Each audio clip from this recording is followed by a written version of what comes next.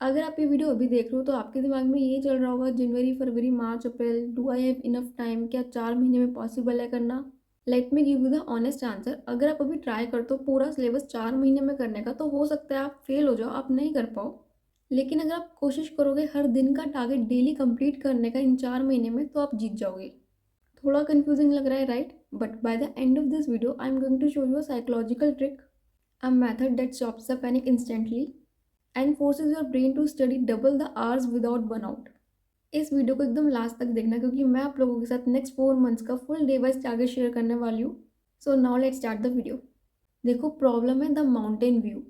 बहुत सारे बच्चे इस वक्त पैनिक हो रखे हैं, स्ट्रेस में है, और वो इसलिए नहीं कि सिलेबस हार्ड है, वो इसलिए क्योंकि सिलेबस ह्यूज है, वास्ट है। आप सुबह उठते हो और सोचते हो कि आज हम पढ़ेंगे अच्छे से, लेकिन फिर देखते हो कि आज सिलेबस तो बहुत ज़्यादा है, और उसके बाद आप पैनिक हो जाते हो। और फिर स्ट्रेस को अवॉइड करने के लिए you and up scrolling Instagram for 2 hours. आप पूरा माउंटेन देख रहे हो instead of looking at your feet. तो अब आप लोग सोच रहे होंगे कि दीदी इसको कैसे फिक्स करें, तो उसके लिए हम यूज़ करेंगे मदर स्ट्रैटेजी। देखो, फूड एनालॉजी से समझते हैं, थिंक अबाउट दिस लॉजिकली। जब आप डिनर के लिए बैठते हो और इमेजिन करो कि आपकी मम्मी ने आपको 20 रोटी एक साथ दे दी आपकी प्लेट में, तो फिर क्या होगा? You lose your appetite instantly. It looks impossible to eat. उसको देखकर ही आपको ऐसा लगेगा कि यार मेरा पेट तो फुल हो चुका है। बट आपकी मम्मी क्या करती है? She gives you one roti at a time. You eat one, फिर वो दूसरी लाती है, and then you eat that too. तो आपको पता भी नहीं लगता और आप 5-6 रोटियां खा लेते हो विदाउट इवन रियलाइजिंग इट, और अगर वो शायद एक साथ आती तो आप नहीं खा पाते। So this is exactly how you need to treat the next 4 months, and this is the core philosophy behind the Maverick batch. The Maverick batch has taken the massive 20 roti syllabus and broken it down into 4 months daily missions. जब आप open करोगे मावरिक batch तो आपको वहाँ पे इतना सारा vast syllabus एकदम से नहीं दिखेगा। आपको सिर्फ आज का टारगेट दिखेगा, जैसे आप स्क्रीन पे देख सकते हो, डे 1, डे 2, डे 3, इस तरह से। और ये उस एक रोटी की तरह जो बहुत ईजी है फिनिश करना। आपका ब्रेन सोचेगा कि यार आज तो मुझे बस यही टास्क करना है और ये बहुत ईजी है कंप्लीट करना। आप डे 1 फिनिश करोगे और फिर डे 2 करोगे और इस तरीके से करते रहोगे। और फूड एनालॉजी की तरह जब 4 महीने खत्म होंगे, आपको पता भी नहीं चलेगा और आपका सारा सिलेबस खत्म हो जाएगा। So by the end of 4 months आपका सारा सिलेबस कंप्लीट हो चुका होगा, आपकी पूरी रिवीजन हो चुकी होगी, 44,000 plus line by line NCERT questions आप प्रैक्टिस कर चुके होंगे, ब्रह्मास्त्र टेस्ट सीरीज के आपने 20 पेपर्स दे दिए होंगे, and you are ready to secure your government MBBS seat. तो अगर आप लोग अपनी प्रिपरेशन अभी स्टार्ट करो तो आप लोग यहाँ से डेली टारगेट्स लेके कंप्लीट कर सकते हो अपना सारा सिलेबस। तो अब जो डेली टारगेट्स आपको मिल रहे हैं वो आपको कैसे कंप्लीट करना है? देखो, सबसे पहले अगर आपने कोई चैप्टर नहीं पढ़ा तो आपको उसे पढ़ना पड़ेगा, ठीक है? अब उसके लिए आपका सबसे पहला डाउट ये होगा कि हमें वन शॉट से करना है या फिर डिटेल से करना है। तो देखो, अभी इतना टाइम नहीं बचा कि आप लोग अपना सिलेबस जो है वो डिटेल से करो, क्योंकि अगर आप लोग डिटेल से करोगे तो आपका सिलेबस कंप्लीट नहीं हो पाएगा।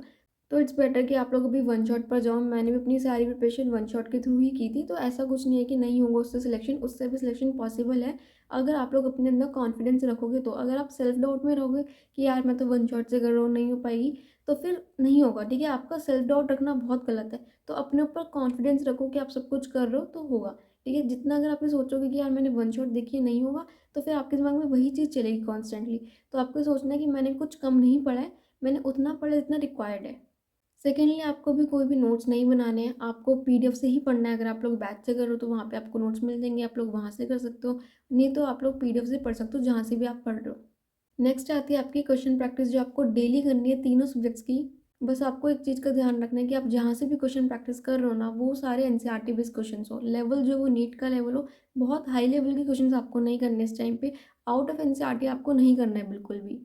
एक दो क्वेश्चन जो शायद टफ आ सकते हैं या फिर जो आउट ऑफ एनसीईआरटी जा सकते हैं, उसके लिए आप अपने बाकी क्वेश्चंस मत गवाओ। अगर आप अपना एनसीईआरटी को बहुत अच्छे से स्ट्रॉन्ग कर लेते हो तो भी आप बहुत अच्छी रैंक लेके आ जाओगे। तो एक दो क्वेश्चंस के पीछे मत भागो, अपना बाकी के मार्क्स देखो कि वो आपके कहाँ से आएंगे। एक और दिक्कत जो काफ़ी सारे बच्चे फेस करते हैं वो ये है कि आप लोग क्वेश्चन प्रैक्टिस करते हो, आप लोग ये सोचते हो कि आपने चैप्टर पढ़ा तो आपको सब कुछ आता होगा, आपसे सारे क्वेश्चन बनेंगे। ऐसा पॉसिबल नहीं है। आप क्वेश्चंस करोगे, आपसे कुछ बनेंगे, कुछ नहीं बनेंगे, जो कि बहुत ज़्यादा नॉर्मल है। प्लीज़ स्टॉप थिंकिंग कि अगर आपसे कोई क्वेश्चन नहीं बन रहा तो मतलब आपका कॉन्सेप्ट क्लियर नहीं है, आपको नहीं आता, आपको समझ नहीं आ रहा, या वन शॉट की दिक्कत है या फिर कोई और। अपने आप को डाउट करना बंद करो। अगर आप ये सोचोगे ना कि यार मैं कुछ भी कर लूँ फिर भी मुझसे क्वेश्चन सॉल्व नहीं होते, तो ऐसे कैसे काम चलेगा जबकि आपकी गलती भी नहीं है कुछ। चाहे आप डिटेल से पढ़ो चाहे वन शॉट से पढ़ो, कभी भी सारे questions in a go solve नहीं होते। कुछ होंगे आपसे, कुछ नहीं होंगे, वो रेशियो डिपेंड कर सकते हैं कितने हो रहे कितने नहीं हो रहे, पर हमेशा ऐसा होगा कि कुछ क्वेश्चंस आपसे नहीं होंगे। तो सबसे पहले तो ये सोचो इट्स नॉर्मल एंड इसमें कुछ भी गलत नहीं है अगर आपसे कुछ क्वेश्चंस नहीं हो रहे तो। अब आपको करना क्या है? आपसे कुछ हो गए तो अच्छी बात है, जो नहीं हुए आपको उन पे वर्क करना है। आपको उन्हें एकदम मार्क करके रखना है कि यार ये क्वेश्चन मुझसे नहीं हो रहे, ताकि आपको पता रहे। उसके बाद आपको क्या करना है, आपको उनका सॉल्यूशन देखना है। आप सॉल्यूशन में देखोगे, आप समझोगे कि क्या सॉल्यूशन था, किस तरीके से सॉल्व किया था और आपने क्या गलती करी है। कौन सा स्टेप आपसे गलत हुआ है, क्या गलती हो गई, क्या आपने क्वेश्चन में नहीं नोट किया या कौन सा फॉर्मूला आपने लगा दिया जो शायद नहीं लगाना था। सो वॉटेवर जो गलती है आपकी वो आपको देखनी है। फिर आपको समझनी है वो गलती कि अच्छा मुझसे गलती हो गई थी, एंड उसके बाद आप जब भी क्वेश्चन सॉल्व कर रहे हो वो सेम गलती आपको आगे किसी और क्वेश्चन में रिपीट नहीं करनी है। एंड जो क्वेश्चंस आपसे नहीं होते, मैंने आपको बोला था कि उन्हें मार्क कर लेना, वो इसलिए क्योंकि जब भी आप इस चैप्टर की रिवीजन करोगे आगे जाके, तो आपको क्या करना है, आपको बस अपने नोट्स रिवाइज कर लो या फिर फॉर्मुला शीट्स वगैरह रिवाइज कर लो। ठीक है, इसके बाद आपको यही डिफिकल्ट वाले क्वेश्चन जो आपसे नहीं हुए थे, जो आपने मार्क करके रखे हैं, इन्हीं को आपको वापस से रिवाइज करना है, दोबारा से सॉल्व करके देखना है और देखना है कि अब हो रहे या नहीं हो रहे। ठीक है, अगर जब हो रहे हैं तो फिर आपको हटा देना, नहीं हो रहे तो आपको मार्क करके रखना है। फिर जब नेक्स्ट टाइम आप दोबारा रिवाइज करोगे तब आप फिर उन वाले क्वेश्चंस को करोगे। तो इस तरह आपको रिवाइज करते जाना है। एंड आप सोच पा रहे हो, उससे आपका जो रिवीजन का सोर्स है वो भी बहुत ज़्यादा कंसाइज होता जा रहा है। फॉर एग्जाम्पल, आपने फर्स्ट टाइम पे 100 क्वेश्चन सॉल्व करे, उसमें से आपसे 60 हो गए, 40 नहीं हुए। फिर 40 आपने नेक्स्ट टाइम रिवाइज करे, उसमें से अगेन आपसे सपोज 15 क्वेश्चन नहीं हुए। फिर नेक्स्ट टाइम आप वो 15 करोगे, तो उसमें से सपोज आपसे 7-8 नहीं हुए, फिर नेक्स्ट टाइम आप उतने करोगे। तो आपने स्टार्ट तो किया था 100 क्वेश्चन से, लेकिन bye the end of 4 months आप लास्ट में 1 या 2 क्वेश्चन से बचोगे हर चैप्टर जो आपको रिवाइज करना होगा बस। नीट से एक दिन पहले इट इज़ नॉट पॉसिबल कि आप हर चैप्टर के वो 100 क्वेश्चन देखोगे जो आपने पहले किए है। वो पॉसिबल ही नहीं है। आपको वो 1 या 2 चीज़ें ऐसी देखनी है जिससे आपका पूरा चैप्टर रिवाइज हो जाए। मतलब कि बाकी सब तो आता है, बस वो जो चीज़ नहीं आती आप वो देख लो। अब आपको कैसे पता लगेगी कि वो चीज़ कौन सी जो आपको नहीं आती? उसके लिए आपको ये सारी चीज़ें अभी से मार्क करके चलनी होगी, एंड ट्रस्ट मी, लास्ट में आपको ये सब कुछ बहुत ज़्यादा हेल्प करने वाला है।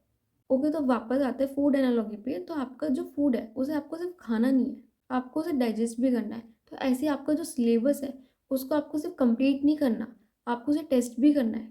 आप लोग अवॉइड कर दो टेस्ट को देना, क्योंकि आपको डर लगता है कम मार्क्स आने से, आपको नहीं पसंद देखना, डीमोटिवेशन होती है। तो ऐसा नहीं करना। अगर आपको नीट में अच्छा स्कोर देखना है तो अभी आपको छोटे छोटे बुरे स्कोरों से गुजरना पड़ेगा। हर बच्चा जिसका सिलेक्शन हुआ है उसने कभी ना कभी कम मार्क्स देखे हैं। मेरा भी, मुझे याद है कि ऐसा नहीं है कि मेरे सीधा 500 प्लस या 550 प्लस आ रहे थे, ऐसा नहीं है, मैंने भी 400 नंबर देखे हैं। अगर आप कम मार्क्स से डरोगे और टेस्ट को नहीं दोगे तो इम्प्रूव नहीं कर पाओगे, और इम्प्रूव नहीं करोगे तो मार्क्स बढ़ेंगे कैसे? बार बार आपको डर लगता है कम मार्क्स से और उस डर से आप लोग अपना टेस्ट छोड़ देते हो। अभी तो छोड़ दोगे, नीट में आएगा फिर वो स्कोर, क्योंकि अभी आपके पास टाइम है कि आप वो गलतियाँ देख के इम्प्रूव कर सकते हो। लेकिन तब अगर अभी छोड़ दोगे तो तब तो सीधा रिजल्ट आ जाएगा, फिर आप इम्प्रूव नहीं कर पाओगे। Then it will cost you a year. तो इसलिए बेटर है अभी मार्क्स वार्क्स से मत डरो, अपना टेस्ट दो और मोटिव बस ये रखो कि आपके जितने भी मार्क्स कम आ रहे हैं आपको गलतियाँ देखनी है, आपको उसे इम्प्रूव करना है।